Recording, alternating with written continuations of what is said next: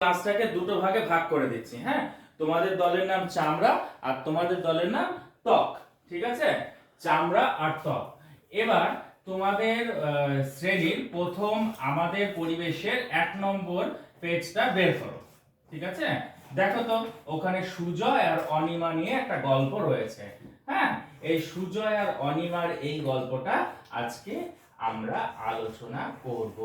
ঠিক আছে, আচ্ছা খুলেছো, বই খুলেছো? আচ্ছা, এবার দেখো তোমরা যে বই খুললে তোমাদের বইয়ের পেজ নম্বর কত? 1।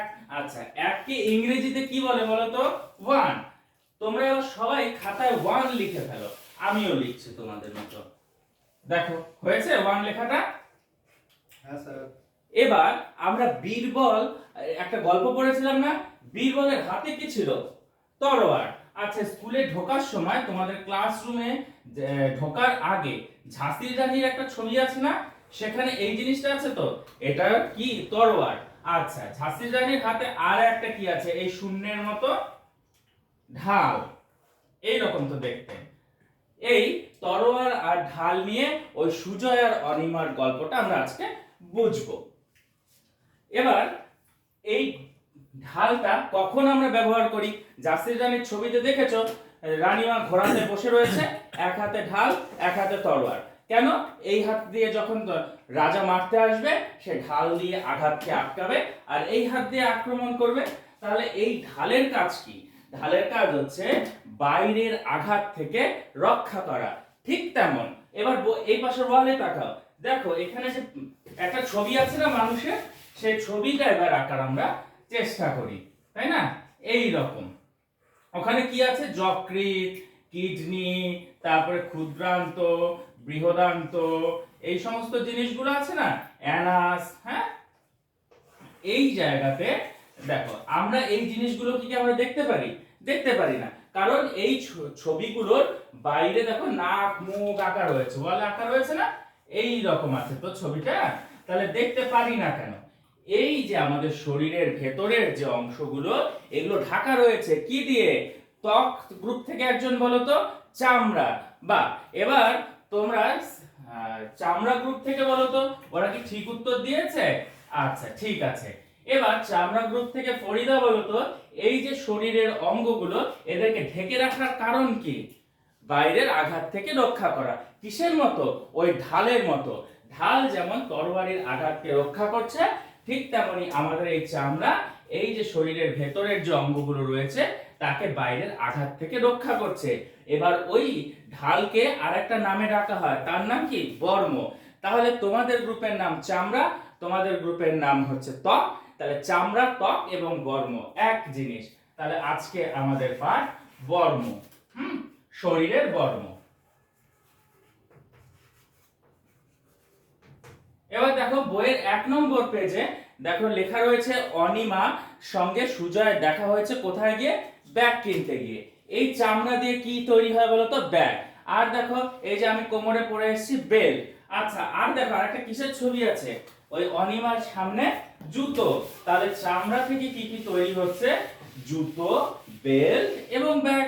এই চামড়াগুলো কোথা থেকে পাওয়া যাচ্ছে? চামড়া গ্রুপ থেকে তোমরা বলো তো?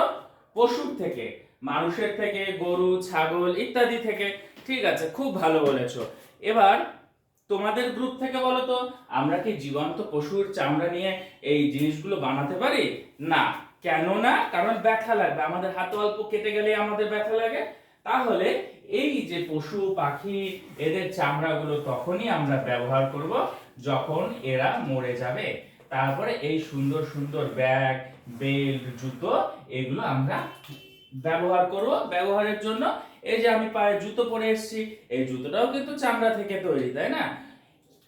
তবে এই যে চামড়ার ব্যবহার যেটা এখন কমাতে হবে, দেখো বইয়ের একদম মাঝামাঝি চলে আসো, নীল লেখা জায়গাটাতে বলা রয়েছে যে কলকারখানার থেকে যে জল বের হচ্ছে তা থেকে এই দূষণ ছড়াচ্ছে, তারপরে চামড়ার গন্ধ, পশু পাখিকে মারা হচ্ছে, এগুলো তো উচিত না, তাই না? তাহলে যখন পশু পাখি মরে যাচ্ছে তারপরে এই চামড়ার ব্যবহার করতে হবে। এবং তোমাদের যে স্কুল থেকে এবার ব্যাগ দেওয়া হয়েছে না, এই স্কুলের ব্যাগটা কি দিয়ে তৈরি? কি দিয়ে তৈরি? কাপড়। তাহলে ওই যে আমরা ব্যাগটা আঁকলাম সেটা চামড়ার ব্যাগ, আর তোমাদের স্কুলের ব্যাগটা কি দিয়ে তৈরি? কাপড় দিয়ে। তাহলে চামড়ার বদলে আমরা কি কি ব্যবহার করতে পারি? কাপড়, যেটা দিয়ে তোমাদের স্কুলে ব্যাগ দেওয়া হয়েছে, তারপরে পাট, এই সমস্ত জিনিস ব্যবহার করতে পারি যেগুলো পরিবেশের দূষণ ছড়ায় না। তার চামড়ার ব্যবহার বন্ধ করতে হবে বা কমাতে হবে, এবং পরিবেশ বান্ধব বিভিন্ন জিনিস কাপড়, পাট ইত্যাদির ব্যবহার করতে হবে। চামড়াকে শরীরের বর্ম বলার কারণ কি? কারণ চামড়া আমাদের আঘাত থেকে, বাইরের আঘাত থেকে শরীরকে রক্ষা করে। এবার পেজ নাম্বার 2 চলে এসো। চলে এসছো? দেখো সেখানে একটা চার্ট দেওয়া রয়েছে। প্রথমে কি লেখা রয়েছে? শরীরের কোন অংশের চামড়া, তারপরে 2 নম্বরে রয়েছে সেটি কেমন, তারপরে 3 নম্বরে রয়েছে চামড়ার জন্য কি দেখা যাচ্ছে না, 1 নম্বরে কি রয়েছে? গাল। আচ্ছা, গাল, গাল লিখলাম। এবার তোমরা তোমাদের গালটাকে ধরে দেখো তো, ধরতে পারছো? দেখো পেছনের ঘাড়ের চামড়াকে ধরতে পারছি না। পায়ের গোড়ালির চামড়াকে ধরার চেষ্টা করো, ধরতে পারছি না। তাহলে গালের চামড়া পাতলা, ঘাড়ের চামড়া মোটা, পায়ের চামড়া মোটা। তাহলে গালের চামড়া কেমন? 2 নম্বর বক্সে লিখতে বলেছে, লিখে ফেলো পাতলা।